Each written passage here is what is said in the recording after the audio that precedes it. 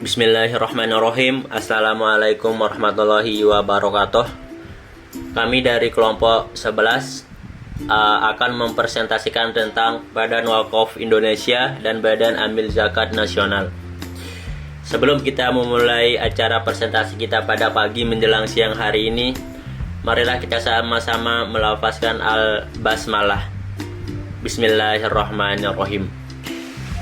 Baiklah teman-teman semua, kita akan langsung ke materi pertama, yaitu tentang wakaf. Secara bahasa, wakaf berasal dari kata wakafa yakifu wakfan, yang berarti berhenti atau menahan.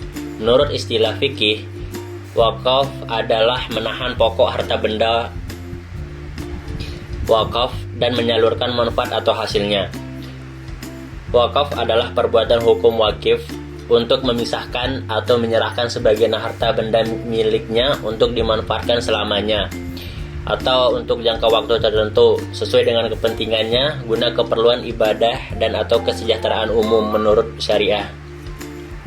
Pengertian tersebut terkandung dalam pasal 1 Undang-Undang Nomor 41 Tahun 2004. Kemudian mazhab Hanafi menyebutkan wakaf adalah tidak melakukan tindakan atas suatu harta tersebut yang berstatus tetap hak milik dengan memberikan manfaatnya kepada pihak tertentu, baik untuk saat ini ataupun waktu yang ditentukan. Sedangkan mazhab Maliki berpendapat wakaf tidak melepaskan harta yang dimiliki oleh pewakaf, dan pewakaf berkewajiban untuk memberikan manfaat dari harta yang diwakafkan dan tidak boleh menarik kembali harta yang telah diwakafkan. Kemudian menurut mazhab Syafi'i bahwa wakaf merupakan pelepasan harta dari kepemilikan melalui prosedur yang ada. Jadi pewakaf tidak boleh melakukan suatu tindakan kepada harta yang sudah diwakafkan olehnya.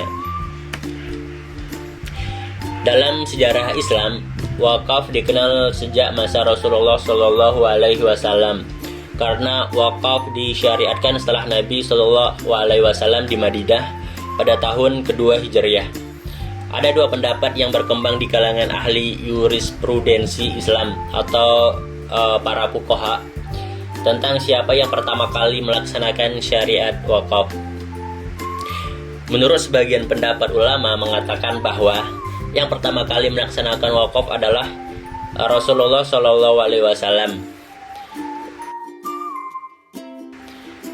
Ialah wakaf berupa tanah milik Nabi sendiri untuk dibangun masjid. Wakaf sudah dipraktikkan sejak masa Rasulullah Shallallahu Alaihi Wasallam, seperti wakaf tanah untuk Masjid Quba, wakaf kebun Bayroha oleh Abu Talhah, wakaf kebun Khaybar oleh Sayyidina Umar, wakaf sumur rumah oleh Sayyidina Utsman. Kemudian Jabir bin Abdillah meriwayatkan, setelah Sayyidina Umar bin Khattab mengikrarkan wakafnya di depan para sahabat lain turut berwakaf, sehingga semua sahabat yang memiliki kemampuan mereka ikut berwakaf. Seiring dengan masuknya Islam ke Indonesia, wakaf juga berkembang di kalangan umat Islam di Indonesia. Pada awalnya praktik wakaf di Indonesia lebih banyak untuk masjid, kuburan, dan pesantren. Adapun perbedaan wakaf dan zakat. Dari sisi hukum, wakaf, infak, dan sedekah hukumnya sunnah, yang jumlah waktu dan penerimanya tidak ditentukan. Sedangkan zakat hukumnya wajib, yang jumlah waktu dan penerimanya sudah ditentukan. Dari sisi objek pemberian, harta benda wakaf harus dijaga, dipelihara, diabadikan, dan dikelola untuk menghasilkan manfaat yang sebesar-besarnya bagi masyarakat secara berkelanjutan. Sedangkan harta zakat, infak, dan sedekah harus langsung disalurkan kepada masyarakat yang berhak. Adapun rukun dan unsur wakaf. Rukun wakaf ada 4. Yang pertama wakif, yaitu orang yang mewakafkan. Yang kedua mauquf, yaitu harta yang diwakafkan. Dan yang ketiga mauquf alaih, pihak yang diserahi wakaf. Dan yang terakhir sigoh atau ikrar. Adapun beberapa unsur yang harus terpenuhi agar wakaf dapat terlaksana, yaitu yang pertama wakif, dan yang kedua nazhir, yang ketiga harta benda, yang keempat ikrar wakaf, dan yang kelima peruntukan harta benda wakaf, kemudian jangka waktu. Dasar hukum wakaf dari Al-Quran menggunakan ayat-ayat tentang sedekah atau infak, seperti yang terkandung di dalam Imran ayat 92, yang artinya kamu tidak akan memperoleh kebajikan sebelum kamu menginfakkan sebagian harta yang kamu cintai, dan apapun yang kamu infakkan tentang hal itu sungguh Allah Maha mengetahui. Dan juga terkandung di dalam Quran surat Al-Baqarah ayat 261. Perumpamaan orang yang menginfakkan hartanya di jalan Allah seperti sebutir biji yang menumbuhkan 7 tangkai. Pada setiap tangkai ada 100 biji. Allah melipat gandakan bagi siapapun yang dikehendakinya. Dan Allah Maha luas dan juga Maha mengetahui. Adapun macam-macam wakaf itu ada 3. Yang pertama wakaf khairi, yang sifatnya kebaikan, yaitu wakaf yang mensyariatkan penggunaan hasilnya untuk kebaikan-kebaikan yang terus berlangsung, seperti masjid, sekolah, musola, rumah sakit, dan lain sebagainya. Yang kedua wakaf ahli atau wakaf kekeluargaan, yaitu wakaf yang mengkhususkan penggunaan hasilnya pada mulanya untuk memenuhi kebutuhan keturunannya, dan setelah itu baru dipergunakan untuk kebaikan-kebaikan yang terus berlangsung. Dan yang terakhir wakaf musyitarok atau wakaf yang bersifat kebersamaan, adalah wakaf yang hak penggunaan hasilnya secara bersama-sama. Materi selanjutnya yaitu tentang Badan Wakaf Indonesia akan dibacakan oleh pemateri selanjutnya. Badan Wakaf Indonesia (BWI) adalah lembaga pemerintah independen non-struktural yang dibentuk berdasarkan Undang-Undang Nomor 41 Tahun 2004 tentang wakaf. Badan Wakaf Indonesia berkedudukan di Ibu Kota Negara Kesatuan Republik Indonesia. BWI berdiri pada tanggal 13 Juli 2007 ditandai dengan terbitnya Keputusan Presiden Nomor 75 Masehi tahun 2007 tentang pengangkatan keanggotaan Badan Wakaf Indonesia masa jabatan 2007 sampai 2010. Adapun tugas dan wewenang BWI yaitu yang pertama, melakukan pembinaan terhadap nazir dalam mengelola dan mengembangkan harta benda wakaf. Yang kedua, melakukan pengelolaan dan mengembangkan harta benda wakaf berskala nasional dan internasional. Yang ketiga yaitu memberikan persetujuan dan atau izin atas perubahan peruntukan dan status harta benda wakaf. Yang keempat yaitu memberhentikan dan mengganti nazar. Yang kelima yaitu memberikan persetujuan atas penukaran harta benda wakaf. Yang keenam, memberikan saran dan pertimbangan kepada pemerintah dalam penyusunan kebijakan di bidang perwakafan. Visi, misi, dan tujuan BWI. Yang pertama, visi. Terwujudnya lembaga independen yang dipercaya masyarakat mempunyai kemampuan dan integritas untuk mengembangkan perwakafan nasional dan internasional. Yang kedua, misi. Menjadikan BWI sebagai lembaga profesional yang mampu mewujudkan potensi dan manfaat ekonomi harta benda wakaf untuk kepentingan ibadah dan pemberdayaan masyarakat. Dan yang ketiga itu tujuan, untuk memajukan dan mengembangkan perwakafan di Indonesia. Selanjutnya, lembaga kenaziran BWI. Ada beberapa tugas dan wewenang kenaziran BWI, yaitu Yang pertama, mengelola dan mengembangkan harta benda wakaf berskala nasional atau internasional. Yang kedua, pengelola dan mengembangkan harta benda wakaf yang digunakan oleh pemerintah. Yang ketiga, mengelola dan mengembangkan harta benda wakaf terlantar.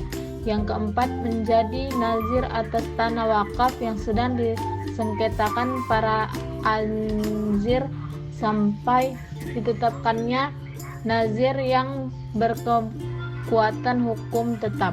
Yang kelima, koordinasi dengan berbagai pihak untuk menjalankan dan kerjasama pengembangan dan pengelolaan wakaf produktif BWI. Yang keenam, menghimpun, menerima, mengelola harta benda wakaf baik yang tidak bergerak maupun yang bergerak serta mendistribusikan hasilnya kepada mauquf alaih. Selanjutnya yaitu tentang Badan Amil Zakat Nasional. Pengertian zakat secara bahasa, kata zakat mempunyai beberapa arti, yaitu an-nama atau pertumbuhan dan perkembangan, at-taharatu atau kesucian, al-barokah atau keberkahan, khosaro al-khair banyaknya kebaikan, dan as-sahalahu yaitu keberesan. Sesuatu itu zakat berarti tumbuh dan berkembang, dan orang yang diberi sifat zakat berarti orang itu baik. Secara istilah, zakat adalah pemberian hak kepemilikan atas sebagian harta tertentu kepada orang tertentu yang telah ditentukan oleh syariat, semata-mata karena Allah. Selanjutnya tentang hukum zakat. Para ulama sepakat membayar zakat hukumnya wajib, yaitu berpahala jika dilaksanakan dan berdosa jika ditinggalkan. Ada pada Quran surah Al-Baqarah ayat 40, surah ke-43 ayat 15, yang dimana artinya, dan dirikanlah sholat, tunaikanlah zakat, dan rukuklah beserta orang-orang yang rukuk. Dan selanjutnya tentang faktor penyebab kurang berkembangnya Basnas. Yang pertama, SDM yang kurang memadai. Yang kedua, koordinasian. Yang ketiga, masih belum memaksimalkan undang-undang zakat toroleman, pengelola zakat yang lemah. Yang selanjutnya yaitu tentang revitalisasi Basnas. Untuk menjalankan fungsinya secara maksimal, Basnas perlu didukung instruktur yang cukup. Di samping kemampuan manajerial yang baik, instruktur adalah sepakat yang akan menunjang mobilitas Basnas dalam mengelola zakat. Sementara manajerial adalah penuntun arah yang merupakan ruh dari perjalanan Basnas. Sebagai tolak ukur dari profesionalisme Basnas, ada 3 kata kunci yang bisa dipakai untuk menguji kadar profesionalisnya, yaitu yang pertama, amanah. Sifat amanah merupakan syarat mutlak yang harus dimiliki oleh setiap amil zakat. Yang kedua, profesional. Kemampuan Basnas dalam mengelola dana zakat harus didukung oleh keahliannya dalam berbagai bidang, merupakan ruh dari perjalanan Basnas. Yang ketiga yaitu transparan. Kemampuan Basnas dalam mempertanggungjawabkan pengelolaannya kepada publik dengan melibatkan pihak-pihak terkait seperti muzaki dan mustahik, sehingga diperoleh kontrol yang baik terhadap pelaksanaan pengelola zakat. Selanjutnya, peningkatan manajerial Basnas. Untuk meningkatkan manajer Basnas dibutuhkan beberapa peningkatan perangkat organisasi. Ada beberapa perangkat yang harus dipenuhi oleh OPZ, yaitu yang pertama, kelembagaan, terdiri atas visi dan misi. Kedua, kedudukan dan sifat lembaga. Ketiga, legalitas dan struktur organisasi. Dan yang kedua, peningkatan SDM. SDM adalah unsur penting dalam OPZ, namun demikian sebelumnya harus diperhatikan hal-hal, yaitu perubahan paradigma dan kualifikasi SDM. Selanjutnya itu pendaya gunaan zakat. Keberhasilan zakat tergantung kepada pendaya gunaan dan pemanfaatannya. Zakat harus diberikan kepada yang berhak atau mustahik yang sudah ditentukan menurut agama. Walaupun demikian, BAS manapun tetap terpikul kewajiban untuk mengefektifkan pendayagunaannya. Tantangan terbesar dari optimalisasi zakat adalah bagaimana mendayagunakan dana zakat menjadi tepat guna dan tepat sasaran. Sayangnya, program pengentasan kemiskinan yang ada kebanyakan masih bersifat karitatif atau bagi-bagi habis dan konsumtif, dan belum mengarah kepada program yang lebih produktif dan memberdayakannya. Menurut Profesor Mubiorto, solusi yang harus dilakukan adalah menciptakan sistem ekonomi yang lebih berpihak kepada rakyat atau usaha kecil. Dan yang terakhir yaitu sarana penerima zakat.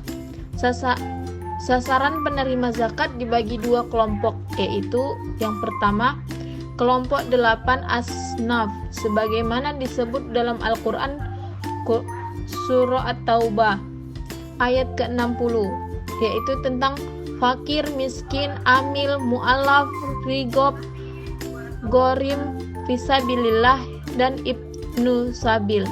Dan yang kedua, kondisi khusus, yaitu anak jalanan, gelandangan, pengemis, anak putus sekolah, korban bencana alam, remaja, dan pemuda pengangguran. Selanjutnya saya serahkan kembali kepada moderator dan saya ucapkan terima kasih. Mungkin hanya itu yang dapat kami sampaikan. Kurang dan lebihnya kami mohon maaf. Sekian, wabillahi taufiq wal hidayah. Assalamualaikum warahmatullahi wabarakatuh.